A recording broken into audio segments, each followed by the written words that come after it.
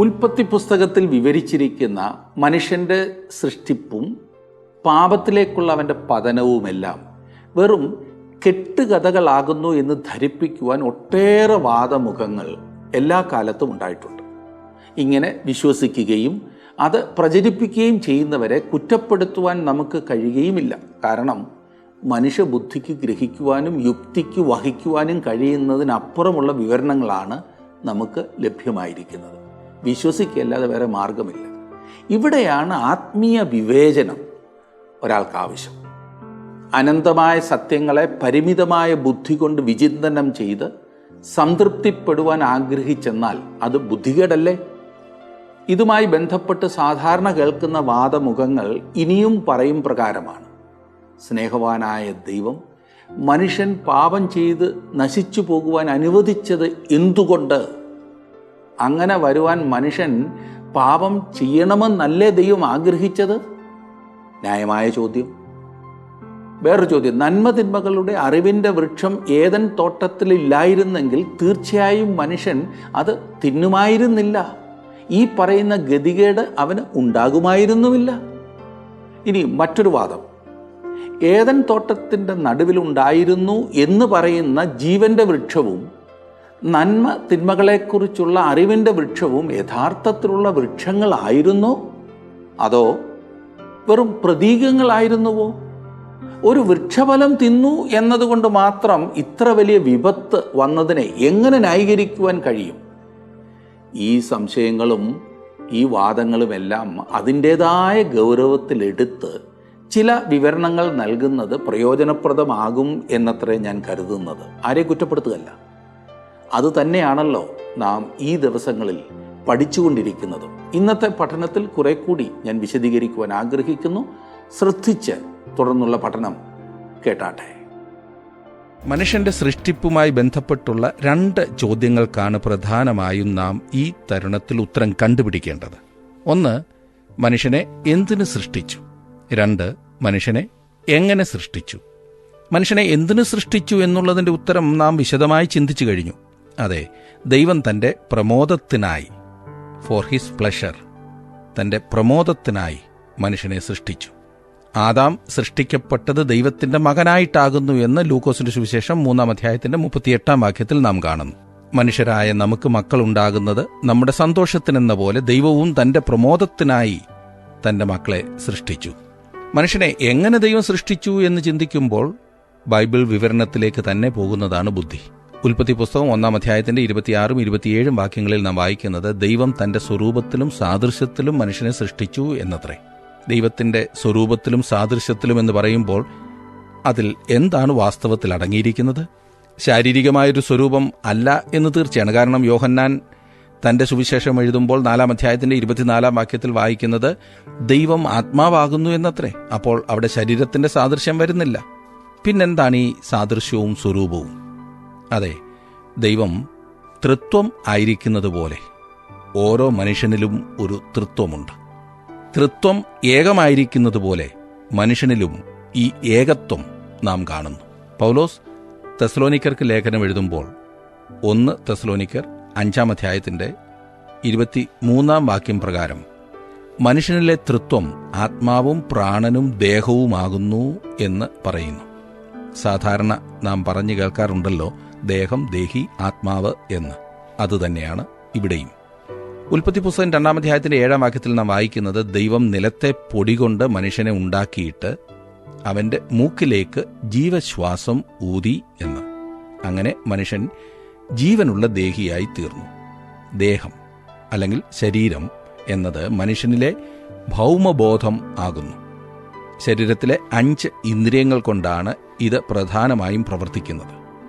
1 കൊണ്ടും പ്രവർത്തിക്കും, 5 കൊണ്ടും പ്രവർത്തിക്കും. ഒന്നുമില്ലാതെ ഈ ശരീരം പ്രവർത്തിക്കുന്നില്ല. ദേഹി എന്നത് സ്വയബോധം അത്രേ. മനസ്സ്, വികാരം, ഇഷ്ടാനിഷ്ടങ്ങൾ, ഇതൊക്കെയാണ് ദേഹി എന്നതുകൊണ്ട് ഉദ്ദേശിക്കുന്നത്.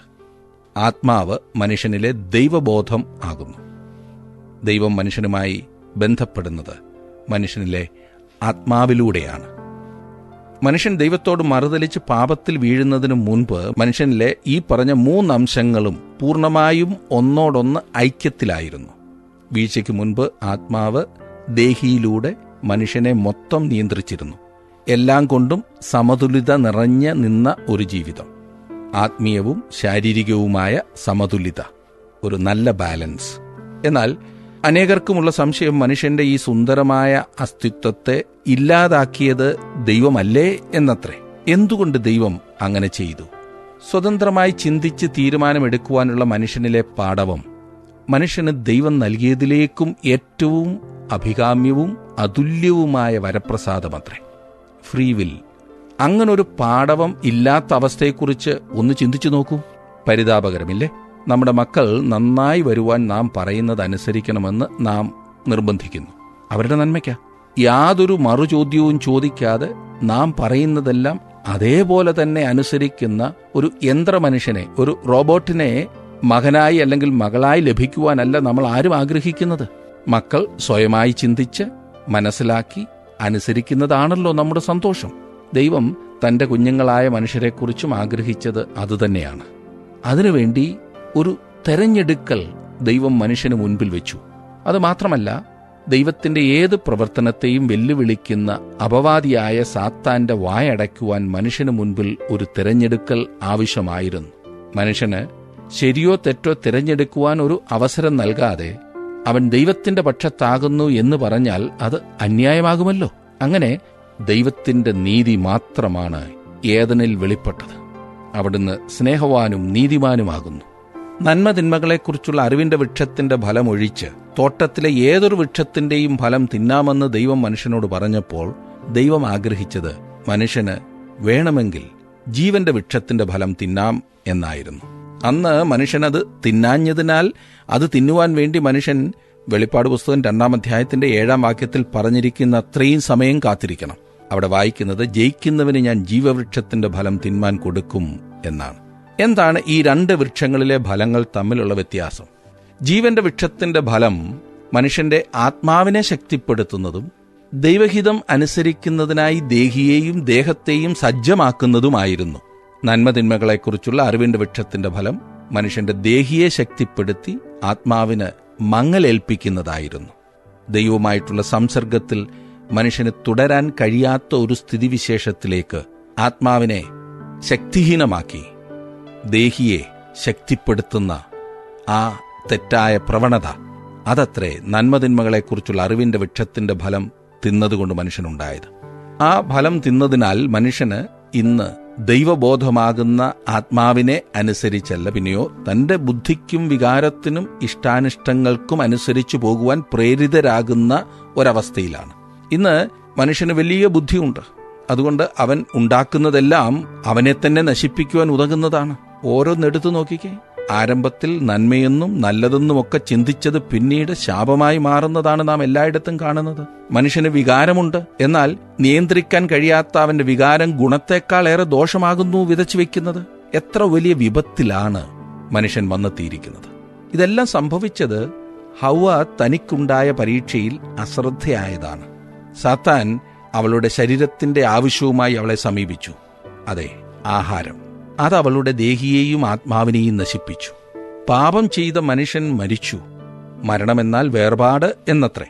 ആത്മാവ് ശരീരത്തിൽ നിന്നും വേർപെടുമ്പോൾ അത് ശാരീരികമായ മരണവും ആത്മാവ് ദൈവത്തിൽ നിന്ന് വേർപെടുമ്പോൾ അത് ആത്മീയ മരണവുമാകുന്നു. ഇവിടെ സംഭവിച്ചത് അതത്രേ. ദൈവവുമായുള്ള സംസർഗത്തിൽ മാത്രം സന്തുലിതമായൊരു ജീവിതം ജീവിക്കുവാൻ സൃഷ്ടിക്കപ്പെട്ട മനുഷ്യന് പാപത്താൽ ആത്മീയ മരണം സംഭവിച്ചു. സന്തുലിത പോയി. തന്റെ സ്വരൂപത്തിൽ താൻ തന്റെ പ്രമോദത്തിനായി സൃഷ്ടിച്ച മനുഷ്യനെ അങ്ങനെ അങ്ങ് തള്ളിക്കളയുവാൻ ദൈവം ഇഷ്ടപ്പെട്ടില്ല.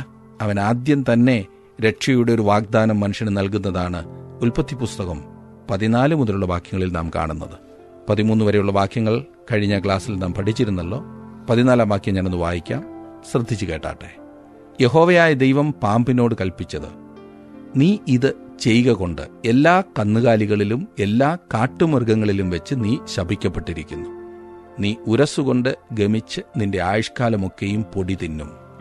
നാം ഇന്ന് ചിന്തിക്കുന്നത് പോലുള്ള ഒരു ഇഴജന്തു അല്ലായിരുന്നു പാമ്പ് എന്ന് ഇവിടെ നിന്ന് വ്യക്തമാണ്. ആരംഭത്തിൽ അവൻ വ്യത്യസ്തനായിരുന്നിരിക്കാം. ഇപ്പോൾ ഇതാ ദൈവം അവനെ ശപിച്ചുകൊണ്ട് പറഞ്ഞ കാര്യങ്ങൾ ഒന്ന് ശ്രദ്ധിച്ചാലും. ദൈവം സാത്താന്റെ മേൽ ഒരു വലിയ ശാപം വെച്ചു.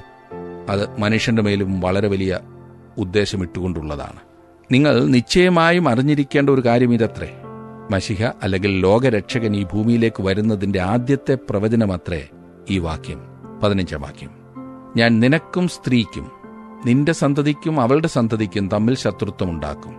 അവൻ നിന്റെ തല തകർക്കും, നീ അവന്റെ കുതികാൽ തകർക്കും.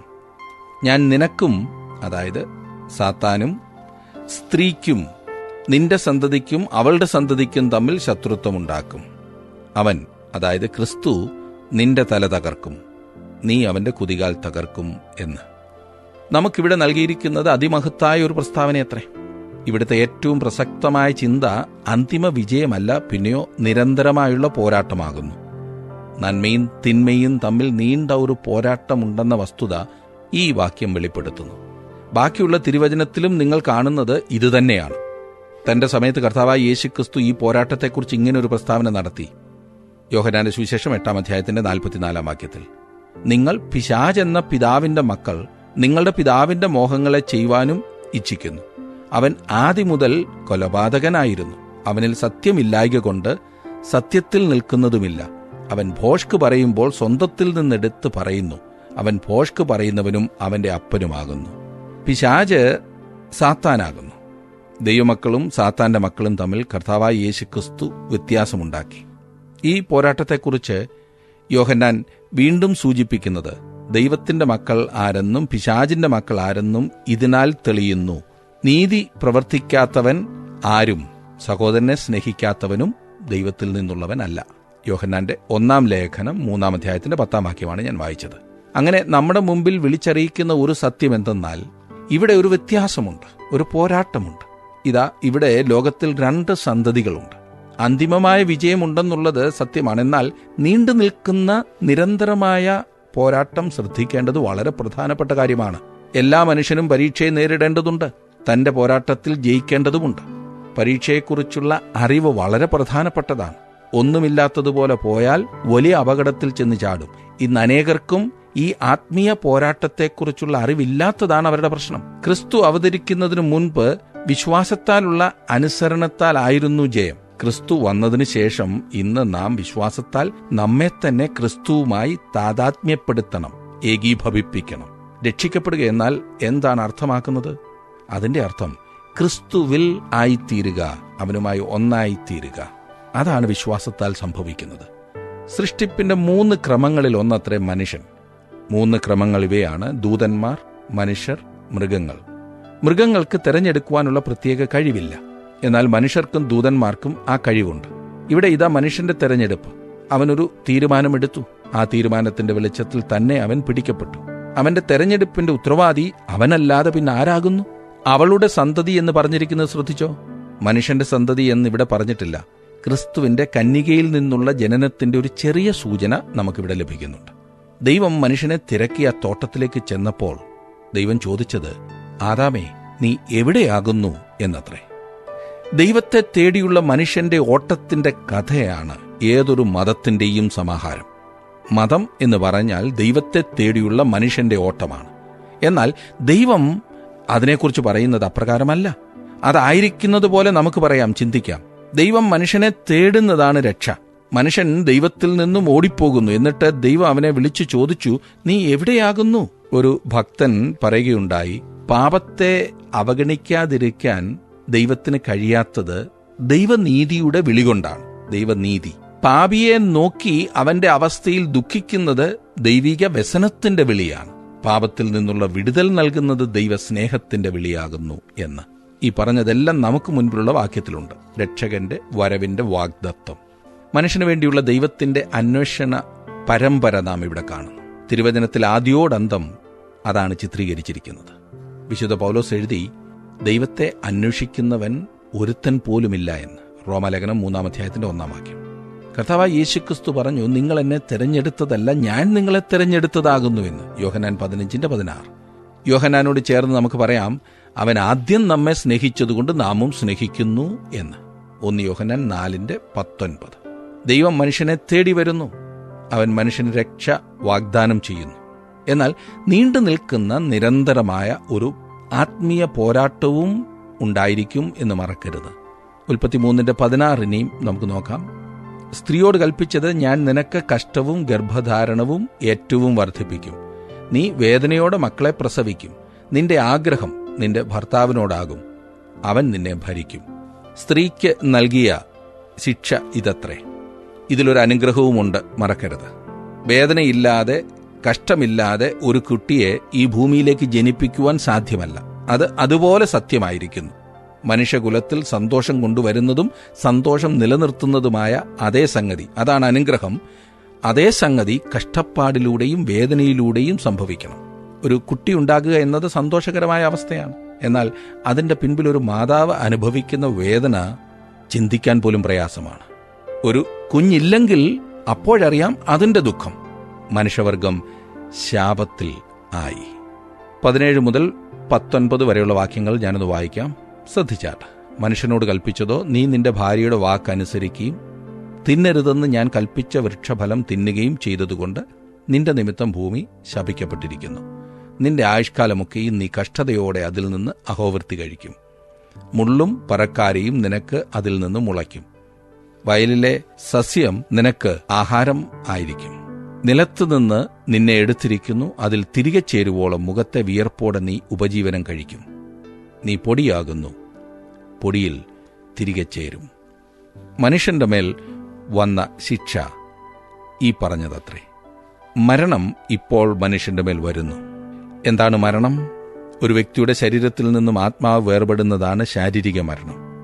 സഭാപ്രസംഗി പറയുന്നത്, പൊടി പണ്ട് ആയിരുന്നതുപോലെ ഭൂമിയിലേക്ക് തിരികെ ചേരും. ആത്മാവ് അതിനെ നൽകിയ ദൈവത്തിന്റെ അടുക്കലേക്ക് മടങ്ങിപ്പോകും. സഭാപ്രസംഗി 12:7. മനുഷ്യൻ ആത്യന്തികമായി ഉത്തരം നൽകേണ്ടത് ദൈവത്തോടാണ്. അവൻ പാപത്തിൽ നിന്നും രക്ഷപ്പെട്ടവനെങ്കിലും അതല്ല എങ്കിലും മനുഷ്യൻ ദൈവത്തോടാകുന്നു മറുപടി നൽകുവാൻ പോകുന്നത്. എന്നാൽ തിന്നരുതെന്ന് പറഞ്ഞ പഴം തിന്ന ദിവസം ആദാം ശാരീരികമായി മരിച്ചില്ല. പിന്നീട് 900-ലധികം വർഷം ജീവിച്ചിരുന്നിട്ടാണ് ആദാം മരിച്ചത്. ലളിതമായി പറഞ്ഞാൽ ഇവിടുത്തെ മൊത്തം ചിന്ത ഇപ്രകാരമാകുന്നു: അവൻ അനുസരണക്കേട് കാണിച്ച നിമിഷം തന്നെ ആത്മീയമായി മരിച്ചു എന്ന് പറഞ്ഞാൽ അവൻ ദൈവത്തിൽ നിന്നും വേർപെട്ടു. ഞാൻ പറഞ്ഞല്ലോ, മരണം എന്നത് വേർപാടാകുന്നു.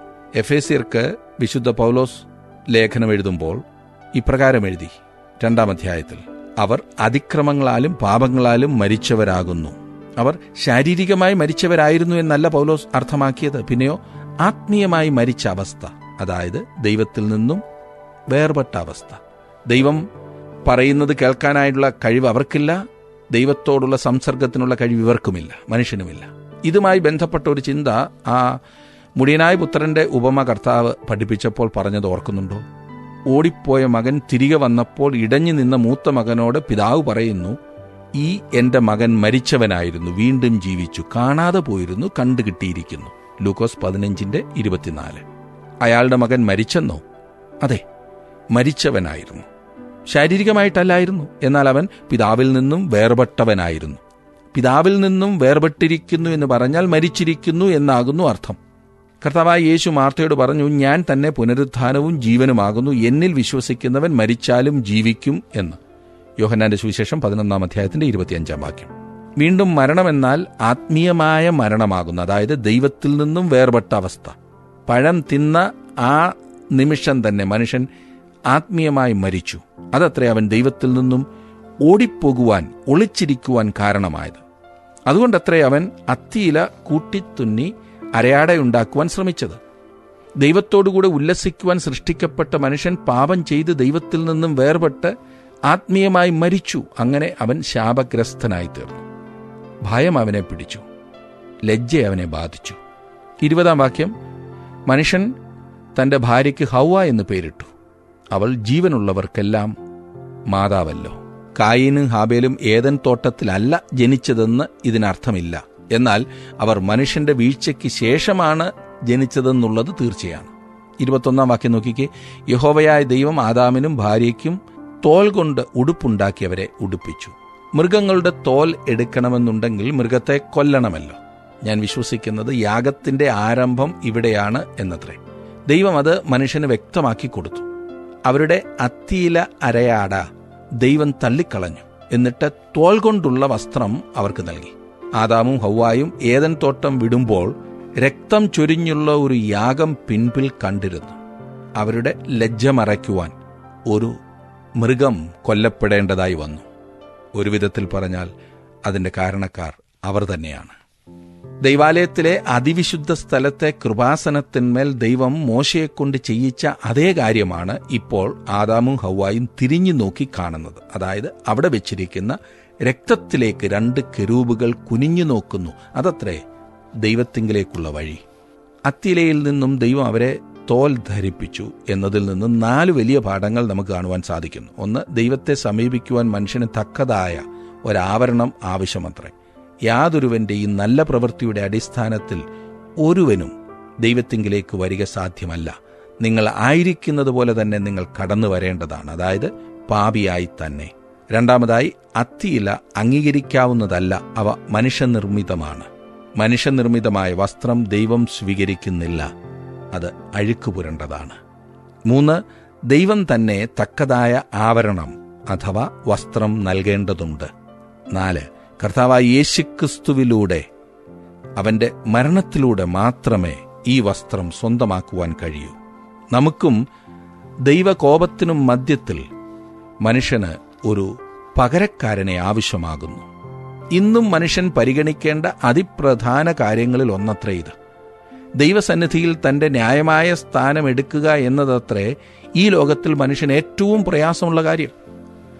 നാം പാപികളാകുന്നു എന്ന വസ്തുത ദൈവസന്നിധിയിൽ അംഗീകരിക്കുമ്പോഴാണ് നമുക്ക് ആത്മരക്ഷ ലഭിക്കുന്നത്. അതായത് ദൈവസന്നിധിയിൽ നാം നിൽക്കേണ്ട വിധം നിൽക്കുന്ന ആ അവസരത്തിൽ. 22, 23, 24 വാക്യങ്ങൾ. യഹോവയായ ദൈവം മനുഷ്യൻ നന്മതിന്മകളെ അറിവാൻ തക്കവണ്ണം നമ്മിൽ ഒരുത്തനെ പോലെ ആയിത്തീർന്നിരിക്കുന്നു. ഇപ്പോൾ അവൻ കൈനീട്ടി ജീവവൃക്ഷത്തിന്റെ ഫലം കൂടി പറിച്ചു തിന്ന് എന്നേക്കും ജീവിപ്പാൻ സംഗതി വരരുത് എന്ന് കൽപ്പിച്ചു.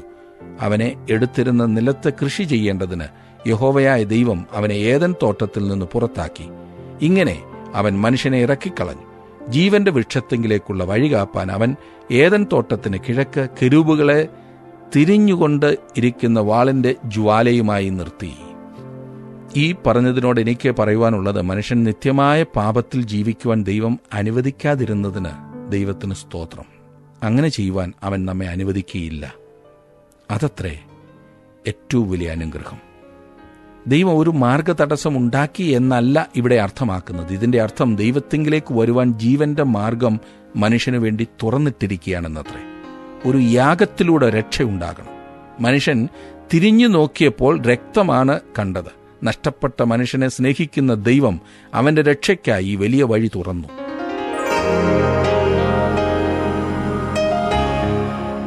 ഇന്നത്തെ പഠനത്തിൽ പങ്കുചേർന്ന എല്ലാവരോടുമുള്ള നന്ദി ഞാൻ അറിയിക്കട്ടെ. പ്രയോജനകരമായിരുന്നല്ലോ. പ്രാർത്ഥിക്കാം. കർത്താവേ, നിന്റെ വചനം ഏത് ആത്മാവിനാൽ എഴുതപ്പെട്ടുവോ അതേ ആത്മാവിനാൽ മാത്രമേ ഞങ്ങൾക്ക് ഗ്രഹിക്കുവാൻ സാധിക്കൂ എന്ന് ഞങ്ങൾ അറിയുന്നു. വളരെ പ്രധാനപ്പെട്ട അടിസ്ഥാനപരമായ പല കാര്യങ്ങളും ഈ ദിവസങ്ങളിൽ ഞങ്ങൾ പഠിക്കുവാൻ ശ്രമിക്കുമ്പോൾ സ്വർഗത്തിലെ ജ്ഞാനം കൊണ്ട് ഞങ്ങളെ ഓരോരുത്തരെയും നിറയ്ക്കണമേ. കർത്താവെ, പ്രത്യേകിച്ച് ഇന്ന് വചനം കേട്ട എല്ലാവരെയും അനുഗ്രഹിക്കണമേ. ഫലകരമായി അനുഗ്രഹകരമായി ജീവിപ്പാൻ, പ്രയോജനകരമായി ദൈവവചനം തങ്ങളുടെ ജീവിതത്തിൽ പ്രാവർത്തികമാക്കുവാൻ അവരെ നീ സഹായിക്കണമേ. തുടർന്നും നിൻ്റെ കൃപയിൽ ഞങ്ങളെ സൂക്ഷിച്ച് തിരുനാമത്തിൻ്റെ മഹത്വത്തിനായി ഞങ്ങളെ നിലനിർത്തണമേ. യേശുക്രിസ്തുവിൻ്റെ നാമത്തിൽ അപേക്ഷിക്കുന്ന ഞങ്ങളുടെ പ്രാർത്ഥന കേൾക്കുമാറാകണമേ. ആമേൻ. ഇന്ന് സംബന്ധിച്ച എല്ലാവർക്കും നന്ദി. വീണ്ടും അടുത്ത ക്ലാസ്സിൽ നമുക്ക് ഒരുമിച്ച് കാണാം. ദൈവം നിങ്ങളെ സമൃദ്ധിയായി അനുഗ്രഹിക്കട്ടെ.